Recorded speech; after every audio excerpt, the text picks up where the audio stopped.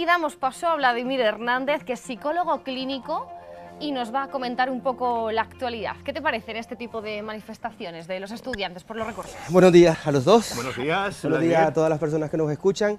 Pues es curioso, estamos viviendo una situación, a mi entender, bastante difícil en España por dos razones. Primero, por la realidad psicosocial, económica, política, pero también por el manejo de los medios de comunicación. O sea, estamos asistiendo a una puesta, un acuerdo entre medios de comunicación que están dando un eco, están dando una cobertura, y están siendo objetivos, están saliendo a la calle, están recogiendo el testimonio de la gente. Yo creo que esa situación provoca subjetivamente, psicológicamente, ¿no?, en el imaginario común, una idea de inestabilidad, pero también al mismo tiempo una idea de posibilidad de cambio. Yo creo que eso hay que tenerlo en cuenta, ¿no? ¿No crees que hay veces en los que llega a minar un poco también a la gente tanta información negativa a lo largo del día por parte de los medios de comunicación? Que es cierto que, bueno, vamos a tener en cuenta que hoy por hoy la información es la que es, estamos en crisis, estamos en un momento en el que la gente se tiene que manifestar o va a las manifestaciones, como está ocurriendo hoy precisamente con ese segunda jornada de paros. Sí. Lo vemos día a día. No solamente son los estudiantes, también es la gente que se manifiesta por los preferentes, es la gente de la sanidad. Lo vemos en los medios de comunicación. ¿No crees que a veces puede llegar a minar también un poco esa positividad en el espectador, en la colectividad? Sí, mira, yo por mi trabajo me toca rastrear los medios más generalistas, ¿no?, que se encargan de estas coberturas. Y ayer estaba escuchando un medio televisivo donde había una mesa redonda de personas claramente con inclinación de derecha y estaban hablando de una cosa que vos estás contando. Y decían que los medios de clara inclinación de izquierda, que esto hay que partir de ese hecho, ¿no?, que la información se maneja en dependencia de qué inclinación política pueden tener los medios, con lo cual la parte subjetiva de todo esto también juega. Pero tenemos que añadir a esto otro fenómeno muy interesante, que son las redes sociales. Ustedes acaban de anunciar en la entradilla que vamos a tener una experta que nos va a hablar de ese tema. Date cuenta que la información no le pertenece a los medios de comunicación. Todos somos un poco periodistas, porque estamos en la calle, porque podemos sacar una foto, porque podemos comentar una noticia, porque podemos retuitear, porque podemos subirla al Facebook, porque hay... Por la televisión son imágenes. Ahora mismo, por ejemplo, estamos viendo imágenes aquí al lado mío y ese tipo de información, ese tipo de recurso a la gente le gusta. Las redes sociales, por suerte, quien las inventó, tuvo la delicadeza de permitir que también estuviera este tipo de información que contrasta y que sí, efectivamente, date cuenta que vivimos en una sociedad hiperinformada. Entonces, cuando hay mucha información a disposición de la gente, eso tiene un efecto negativo. ¿Tenemos saturación de información? Sí, totalmente. Se llama infoxicación, ¿no? Sí, también puede ser. Sí, hay diferentes nombres según los autores que lo reflejen, pero estamos sometidos, la ciudadanía, incluso los periodistas.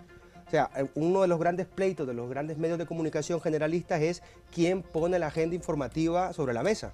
O sea, de qué queremos que se hable en los medios más pequeños, claro, que no tienen tantos recursos desplegados. Es más, ni los grandes medios de comunicación tienen tantos recursos como parece ser que tienen, porque hay muchos periodistas freelance tirados por el mundo que muchos medios generalistas los presentan como sus corresponsales, y eso es mentira, eso no es verdad. Entonces, claro, ¿a qué está sometido la ciudadanía? A una información de los medios generalistas, de los medios independientes, de los medios digitales, de las redes sociales, de la propia internet. Entonces, cuando pones eso a consideración de las personas, obviamente tiene un efecto secundario negativo, o puede tenerlo si el consumidor de la información no tiene los pies sobre la tierra. Pero ahí interviene el espíritu crítico de la gente, del consumidor de información, para poder cribar lo que es más veraz o lo que ciñe más a la realidad. Y es eso, y además el papel importantísimo de medios de comunicación como este, que son medios de comunicación alternativos, que pueden darte la otra cara de la noticia, que le permiten, por ejemplo, ahora soy yo, pero aquí puede estar otra persona, que no son los mismos de siempre diciendo lo mismo en los mismos sitios. Que hay Está todo más cierta democrático. desvinculación de esa agenda informativa que suele primar en el resto de medios de comunicación generalistas y como con más poderosos. Fíjate que eso que estás diciendo, vamos a llevarlo a la concreta, a la situación que vive una ciudad como Madrid, que es inmensa, ¿de acuerdo? La inmigración, por ejemplo, en esta ciudad es una realidad aplastante. Luego discutimos en otro momento, otro día, qué consecuencias puede tener la inmigración, pero es un hecho, están ahí. Y vos pones los medios generalistas, los grandes medios de comunicación, y apenas hacen un seguimiento de lo que interesa o pasa en los países de orígenes de esas personas. Y eso es súper curioso, porque los medios como este sí que lo hacen, sí que lo reconocen. Acababas de dar una noticia sobre el Perú, si no me equivoco. Sí, un aumento hablábamos de que la economía en el Perú ha mejorado, crece por encima de Claro. la economía de la chilena. Claro, los países latinoamericanos, por ejemplo, por hablar de un sector de países que tienen una repercusión de la inmigración aquí en España, son noticias en España, seamos honestos, solamente por malas noticias. Solamente por atentados, solamente por drogas, solamente por... Violaciones como lo reciente en Acapulco. Claro, efectivamente. Y eso Entonces, destrozan cualquier tipo de marca país. y el de Acapulco, por ceñirnos, ¿no? Desde la psicología de la comunicación, como yo digo siempre, tiene que ver porque las víctimas de este crimen son españolas, así de claro. Sí, porque día a día se producen crímenes mucho más horribles. En México y más arriba y más abajo. Pero aquí nos influye sobre todo la parte de que son españoles y para nosotros es cercano, ¿no? Y es Claro. uno de los factores de interés de noticia. Claro, efectivamente, no, por supuesto, efectivamente, no. Además, es un hecho que está ahí, que es, bueno, como ustedes bien saben, no solamente es lo que pasa dónde, sino la repercusión que tiene y el impacto que tiene en donde se dé. A lo mejor esto no es noticia en Finlandia, ni en Corea del Sur o en la China profunda, efectivamente, ¿no? Porque no ha habido más allá. Pero bueno, es curioso, a mí me gustaría resaltar y sería bueno que la gente que nos escucha y que nos ve tenga consideración de medios de comunicación como este, sepa que la noticia que estamos dando, que la noticia que estamos reflejando en sus casas y que recibe tiene otra óptica, otra perspectiva. Ustedes, creo yo, desde mi modesta observación, tienen un compromiso serio con la gente que nos ve, porque por ahí, o sea, date cuenta que esto es como una semillita. Entonces, bueno, según cómo la regues, cómo la cuides, si no dejas que vengan los conejos a comerte soja, y le vas dando forma, pues se va haciendo grande, ¿no? Se va creciendo. Por supuesto, es un trabajo del día a día. Es un reto, claro. Y con Vladimir Hernández estamos analizando todos los aspectos de la actualidad y en comunicación política, que es una de las ramas que a él le interesan, sí que me gustaría preguntarte cómo se está gestionando toda la comunicación del gobierno con respecto al caso Bárcenas. Mal. Sí, claro. Mal. Directamente. Mal. Yo no lo soy, ya me gustaría poder estar por ahí dando vueltas y aunque fuese el gobierno de España, porque recordemos que una cosa es la política y otra cosa es la parte administrativa. O sea, este gobierno de este partido en concreto no deja de ser el gobierno de España, el gobierno de todos los españoles y de todos los que vivimos aquí. Eso es un hecho y eso pues debería el gobierno considerarlo seriamente. Una cosa es, y muchas veces lo olvidan, no solo este gobierno, sino casi todos, olvidan que son el gobierno de un Estado como este. Entonces, claro, ¿qué sucede? Los medios de comunicación, el gabinete de prensa, como se le llama a eso ahora, lo están haciendo mal. Yo siempre que puedo comento que el presidente del gobierno no es que no pueda, no es que no quiera, es que no sabe. No sabe. Y se supone que debe tener detrás a un grupo de personas conocedoras del tema, un grupo de personas que le permitan o le sugieran cómo decir las cosas y cuándo, y seguramente que lo hacen, y seguramente que lo hacen dignamente, y seguramente que lo hacen convencidos, pero lo hacen mal. ¿Falta de formación, tal vez? No, estrategia política equívoca, porque la gente, la respuesta está ahí en la calle. Bueno, ¿Cuáles crees que han sido los principales errores que han cometido durante esta semana, este final de semana, principios de esta, que ha sido cadente después del estallido del escándalo? Mira, primero se demoran mucho en dar una respuesta. O sea, si hay que pedir disculpas, si hay que decir que hemos cometido un error, hay que hacerlo, y eso, yo qué sé, pues Estados Unidos siempre se plantea como el país democrático por excelencia, y los gabinetes de prensa y de comunicación lo vemos en las películas de Hollywood, eso no es mentira, son unos gabinetes que da gusto, ¿no? Por lo menos en lo que conocemos nosotros.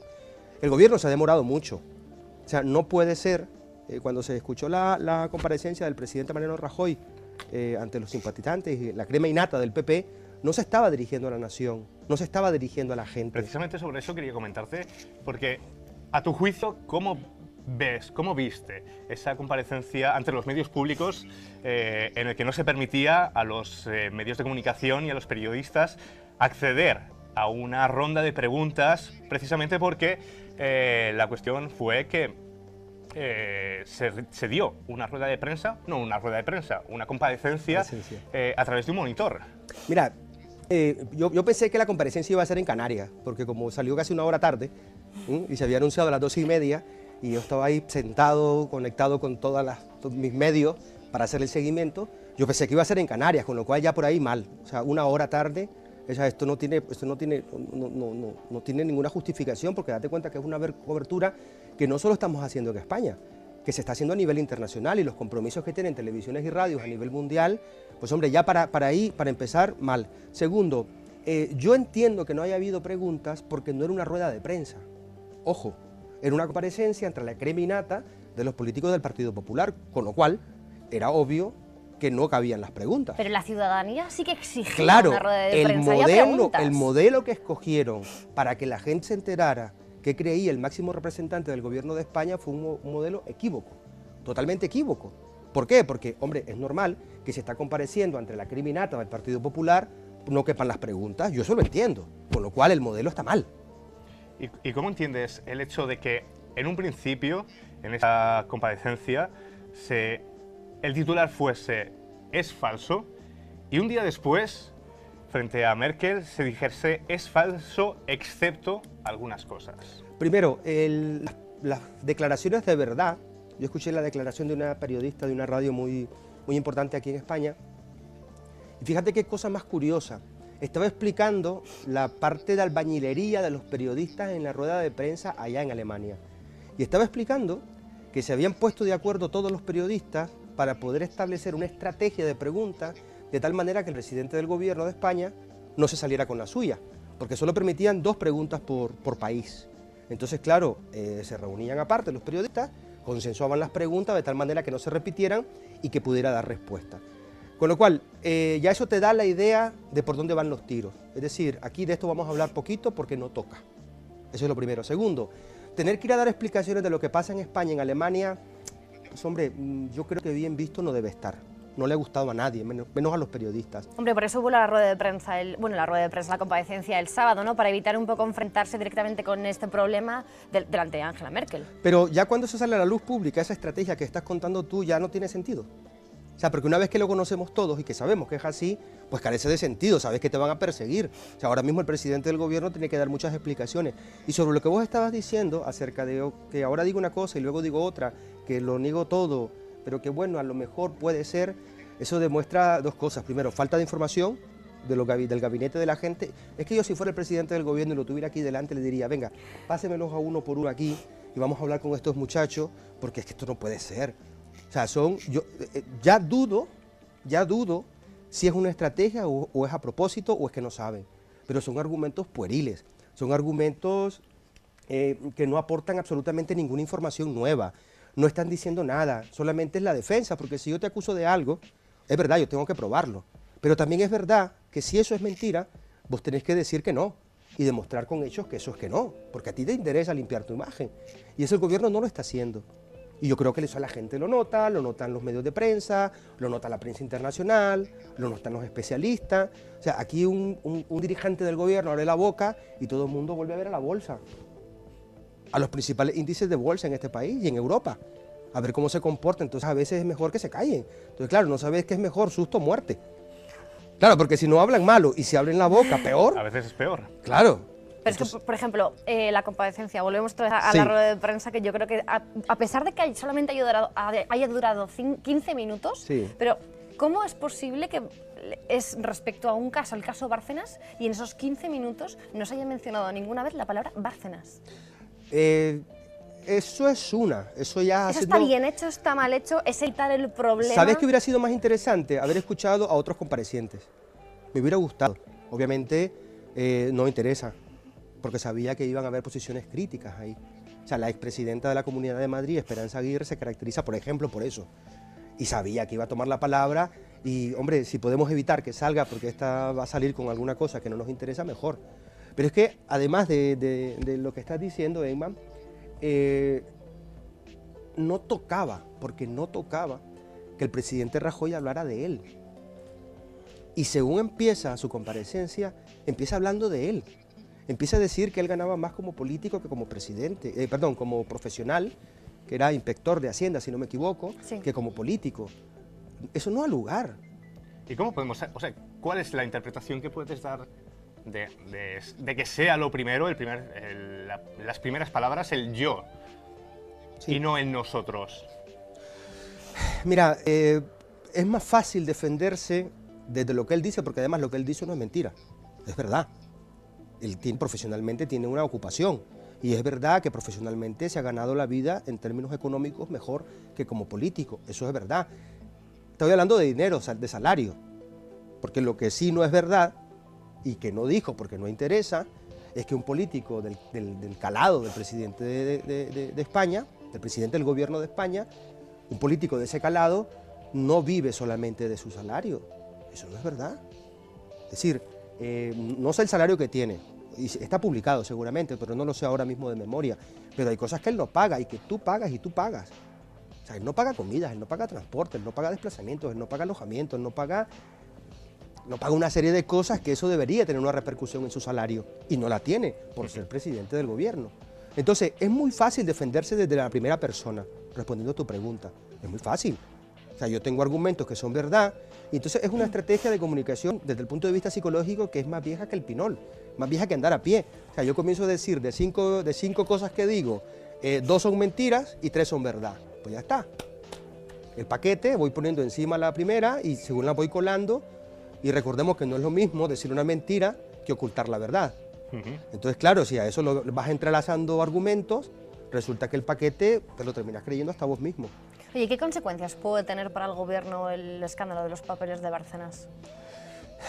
Yo creo que la factura política que le va a pasar al Partido Popular va a ser seria.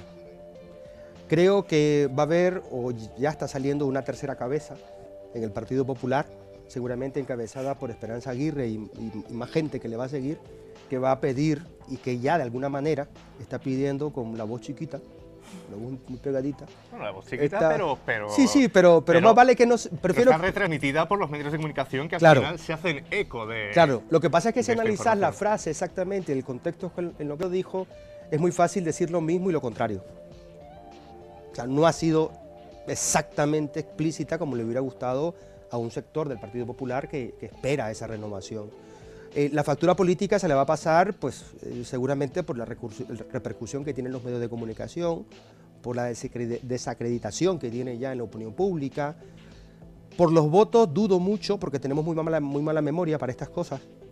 Y seguramente cuando se acerquen las próximas elecciones, ya sean nacionales o regionales, pues obviamente, como todos los partidos políticos, harán grandes edificios, grandes eventos, inflarán globos, tirarán confeti y todo el mundo se lo olvida. Pero es cierto que hoy por hoy, al menos las estadísticas, informan de un descenso en la credibilidad no solamente de los políticos por parte de la población española, sino también en la credibilidad a la hora, o la intención más bien, de voto, que recientemente leía que perderían hasta unos 50 escaños dentro del gobierno, el actual... Claro, pero en términos técnicos, desde el punto de vista electoral, seguiría ganando las elecciones. Hoy por hoy, ayer mismo estaba a 4 puntos, perdido, ¿no? en estos términos, y seguiría ganando las elecciones. Desde el punto de vista técnico, lo que pasa es que ese ¿Hablas impacto... por el CIS que ha salido hoy? Claro, ese Pero, por impacto... ejemplo, las estadísticas y los datos del CIS han sido tomadas antes del escándalo de los papeles de Bárcenas, que a lo mejor eso puede haber influido. Sí, pero como te decía yo, estos son golpes que dejan morados pero no inflaman. Entonces, claro, como no inflaman, o sea, son repercusiones políticas que a la gente no le gusta, que la gente, hace unos días yo tuiteaba, España está caliente pero no se quema. Porque condiciones objetivas hay. O sea, condiciones objetivas hay. Y no estoy hablando de una revolución, ni una guerra civil, ni derramamiento de sangre, ni muertos, no. Estoy hablando de cambios políticos severos. Estoy hablando de valentía política de los gobiernos, tanto regionales como nacionales. Estoy hablando de una posición de la oposición seria, severa, segura, concreta, valiente. Estaba hablando yo con una investigadora de la Universidad Autónoma hace como un par de semanas y me decía, es momento que, por ejemplo, los partidos de izquierda de la oposición de este país digan, aquí está todo, miren, yo no quiero nada. Quédenselo todo, todas las prebendas que como político tengo, y plantar cara verdadera. Eso es una reacción subjetiva y no está ocurriendo. ¿Hay condiciones objetivas? Por supuesto, pero los cambios requieren de las dos cosas, de las condiciones objetivas, que las tenemos, y de las condiciones subjetivas. Es decir, las manifestaciones que ustedes estaban adelantando ahora mismo creo que la última fue la de los estudiantes de secundaria. Eso es, exacto. ¿Qué ha pasado? Que la manifestación, la huelga de los estudiantes de secundaria no ha sido secundada por los AMPA. Creo que solamente uno de Murcia se ha unido. Apoyan la manifestación, pero se desmarca de la huelga. ¿Motivos, razones? Pues hombre, habrá que analizarlos con detenimiento, los expertos se encargarán de ello. Pero hasta ahora habían estado como uña y mugre, pegaditos. Entonces todos los sectores no están unidos porque todos los intereses son distintos. Hay que buscar un interés común. ¿Viste? La gente, ¿un interés común cuál es? Los desahucios. Pero claro, cuando vos revisas las cifras de desahucio y de la gente se queda en casa, seamos honestos, ¿a quién afecta eso? Afecta o ha venido afectando sobre todo a la clase media y a los que aspiraban a una clase media. No todo el mundo, o sea, si te van a desahuciar es porque te has podido comprar una casa en algún momento. Y no todo el mundo en este país se podía comprar una casa. Pero si a eso le sumas los desahucios, de los que se habla poquito, pero son los desahucios de alquiler, pasa bastante lo mismo, con lo cual ya tenemos un mal común, el desempleo. Es verdad, el desempleo es un mal común, un mal que está golpeando y muy fuerte la economía de este país. Hay quien sospecha que la economía sumergida de un país como España es tan fuerte que esa cifra de desempleo por eso no impacta tanto como debería hacerlo en otra sociedad. Pero esos son cantos de sirena. Pero, por ejemplo, ¿qué crees que le puede pasar más factura al gobierno? ¿El desempleo o toda la corrupción que está salpicando los medios de comunicación? Son vinculantes. Yo creo que una cosa lleva a la otra. Date cuenta que todo el desfase económico de un país como España, que hasta ahora se ha venido sufriendo, equivale a la defraudación fiscal. Es decir, si ese dinero que se ha estado manejando por las grandes, se ha estado amasando por las grandes fortunas de este país, por las grandes empresas, no hubiera tenido la repercusión que ha tenido, la economía española no estaría tan tocada.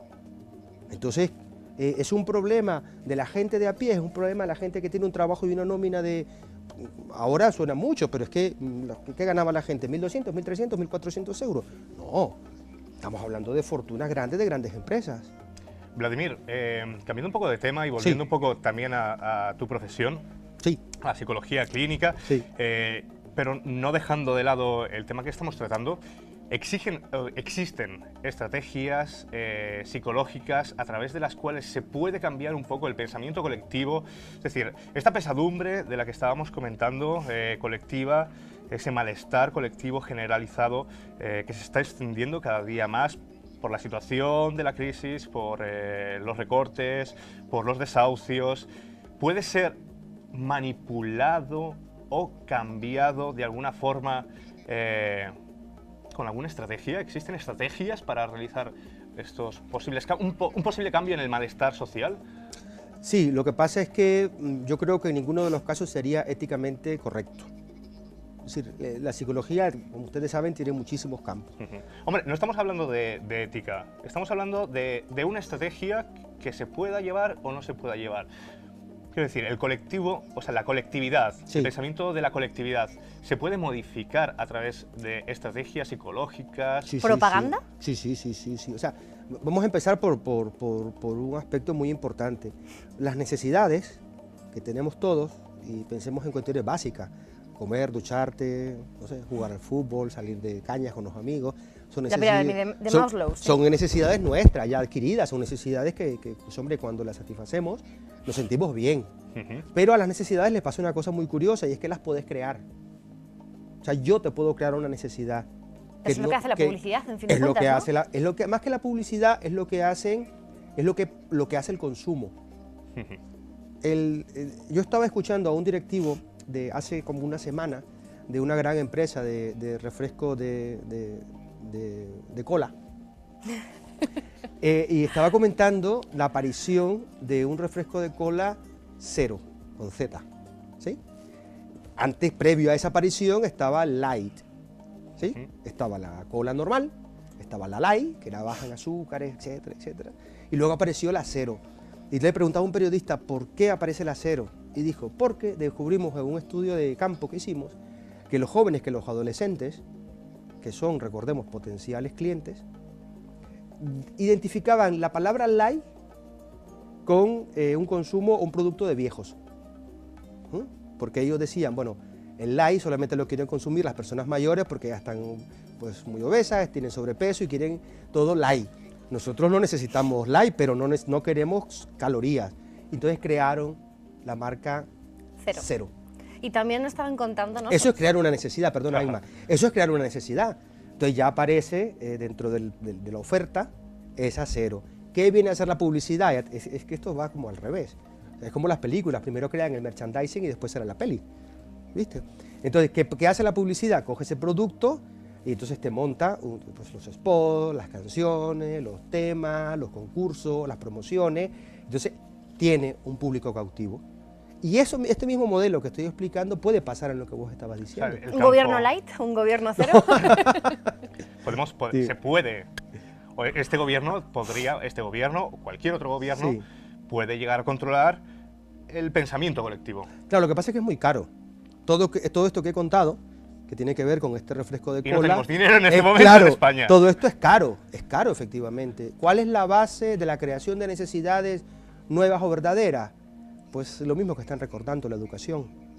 Lo mismo que es polémico. Ahora la educación es polémica porque se están haciendo los recuerdos, pero recordemos hace 5, 6, 10 años que todas las veces que llegaba un gobierno nuevo o un ministro nuevo, había una reforma de los contenidos de educación que era para llevarse las manos a la cabeza. Que si religión sí, que si religión no, que si conocimientos para la ciudadanía, que si no, que si ética, que si estética, que si colegios bilingües, que si religioso, que si va, que si no va, que si asignaturas alternativas. O sea, esto lleva, claro, la educación es cara. Entonces, un gobierno comprometido, unos políticos comprometidos que hagan una ley de educación inamovible, por lo menos en un tiempo determinado, decente, que responda verdaderamente a esa transformación de necesidades. Un pueblo, una sociedad que no sabe, es más fácil manejarla. ¿Es un error entonces los recortes que se están llevando en la educación? Por supuesto. Y te voy a decir una cosa, lo que voy a decir va a sonar a barbaridad, pero yo quisiera equiparar, porque también se nos olvida, que le acaban de meter un tijeretazo, creo que fue, si no me equivoco, serán 2 o 3 meses no más, a los presupuestos para investigación, que es una barbaridad. Y es verdad que la repercusión directa de la investigación no es tanto como la educación, pero yo quiero romper una lanza en favor sobre todo por la parte que me toca también, y por eso lo digo, de que ambas cosas, tanto la educación como la investigación, son pilares fundamentales para que las personas sean sensatas, para que puedan cribar la información, para que puedan discernir, tener criterio, y a la hora de votar no sea por un fanatismo exacerbado de la política, sino que hay países democráticos en Europa donde se votan personas, no se votan listas cerradas de partidos en concreto, sino que se vota por EIMA. Pero, por ejemplo, así bueno, no son listas abiertas, sí. Lo del el Senado, por ejemplo. Son listas cerradas, pero no bloqueadas, con lo cual sí que podrías elegir pues, un candidato, por ejemplo, del PSOE, un candidato del PP, pero sí que está comprobado que la gente hace un voto de partido. No se hace. O sea, claro, es el único sitio donde te dan la posibilidad, ¿no?, de hacer un voto que no sea de partido, y la gente no es capaz, porque no ve más allá de la propaganda política, de las campañas. ¿O por qué crees que sucede esto? Te iba a preguntar, ¿te interesaría que te tratara de explicártelo, verdad? Sí, pues, me interesa mucho. Porque esa necesidad no existe. Porque la gente no está lo suficientemente formada o no tiene la suficientemente información sobre los candidatos y se deja... La gente sabe diferenciar entre un grupo donde se puede colar de todo y diferenciar las aptitudes y el valor de las personas, lo sabe. Lo que pasa es que no tiene la necesidad creada. No has visto vos una campaña, eso se sabe, y hay grupos minoritarios sobre todo que lo recuerdan, pero a los grandes grupos no les interesa. Ujú. ¿Por qué? Porque se les va a quedar gente afuera y van a perder fuerza en el Parlamento. Pero no has visto vos en ningún sitio que se haga una campaña de verdad educativa para contarle a la gente que eso se puede hacer, con lo cual la necesidad no existe. ¿Qué necesidad existe? La de ir a votar por el partido que me simpatiza. Eso es una necesidad, que digamos es la necesidad primaria de cualquier tipo de democracia, de un proceso electoral determinado, el que fuese. La intención de voto, el descenso de la intención de voto por parte de una población deja o deja entrever un poquito también la respuesta o la intención, la actitud del pueblo. Mira, yo soy muy escéptico en las encuestas y en los estudios previos a unas elecciones, pero por un tema científico, sencillamente, no por un tema político. Ningún instrumento que mide lo que dice medir lo hace. Eso es una primicia. O sea, vos no podés basar una conclusión. Hombre, si hay una consecuencia, obviamente es un instrumento que da una información que luego habrá que contrastar, pero el principio de investigación universal para poder tener datos y conclusiones aplastantes y concluyentes es aplicar una encuesta, hacer un estudio de campo, hacer entrevistas, utilizar una serie de instrumentos que luego cuando los contrastás te den una conclusión de la que te puedas apoyar.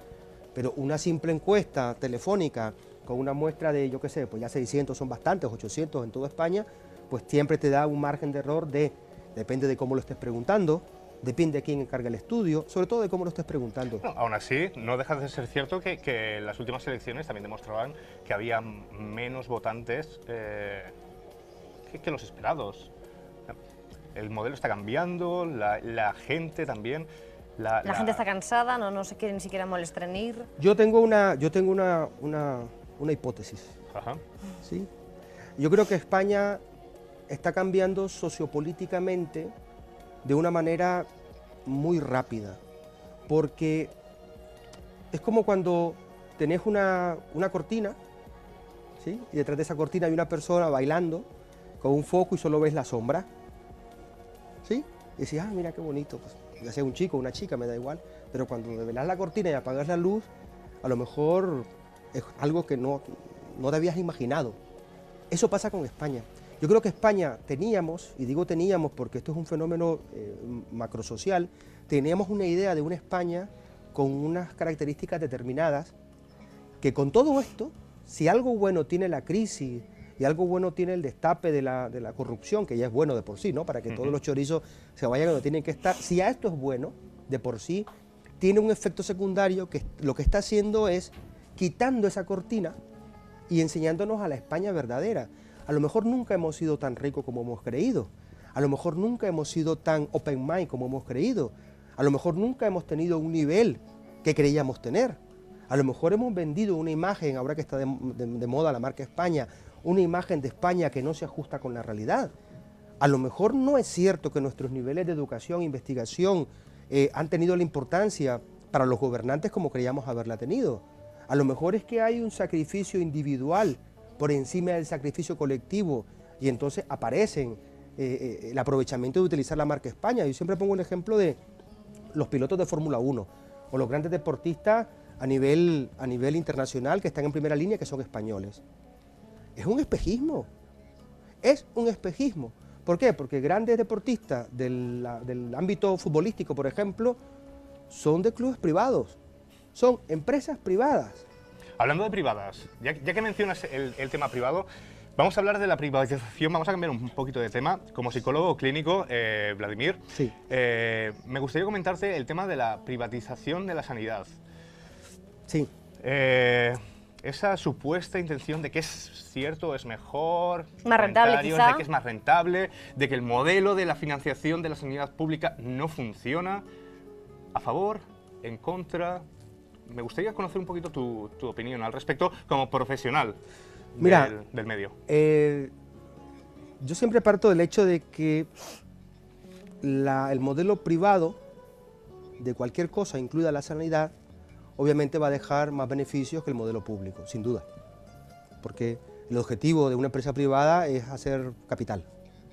Con lo cual, si la rentabilidad que busca un gobierno como el español es ese, no va por mal camino. Pero frente a las prestaciones. Claro, efectivamente, claro, el modelo al que aspiramos todos los que creemos en una sociedad equitativa, justa y universal en términos de derechos, ojo, o sea, aquí nadie está peleando por una cosa que sea un asunto de izquierda o de derecha, no, no, es un asunto de derechos, está en la Constitución.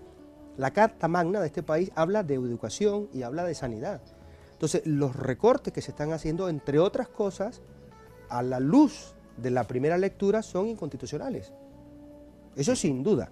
Luego, la repercusión que tiene es una barbaridad, porque en el supuesto de que el gobierno, yo quiero esperar que un gobierno como este o cualquiera, tiene en su gabinete a la gente mejor preparada, a la gente profesional, a la gente que sabe, vale, perfecto.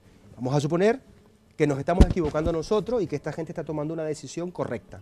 Perfecto. Entonces que lo digan. Lo que más golpea a la opinión pública son los eufemismos. Son los sí, pero no, no es privatización exactamente, no se llama privatización, estamos delegando en empresas ciertos servicios y entonces, no hombre, no. Es una cortina de humo quizá Vamos para... a ser serios, claro. Entonces, ¿cuál es el gran problema de este debate? Que con argumentos sólidos, como los de la Constitución, los de los derechos de la población, lo de la lucha por la reivindicación de derechos que antiguamente en este país no existían, ante esos argumentos concretos y de peso, te encontrás del otro lado argumentos pueriles como este, pues hombre, es que te dan ganas de dar la vuelta y decir, empecemos por el principio. A ver, Dios creó el mundo en 7 días, en el primero hizo la luz, luego la separó de las tinieblas. Entonces no es serio, la posición del gobierno no es seria en este sentido. O sea, hay millones de voces, gente preparada, consumidores, usuarios. Por ejemplo, lo que acaban de hacer y que acaba el Tribunal Constitucional de cautelarmente suprimir, que es lo del euro por receta. Es que parece que estamos jugando a una gincana. Son ideas un poco fuera de tono. Son ideas sueltas que no están, por lo menos presentadas, insisto.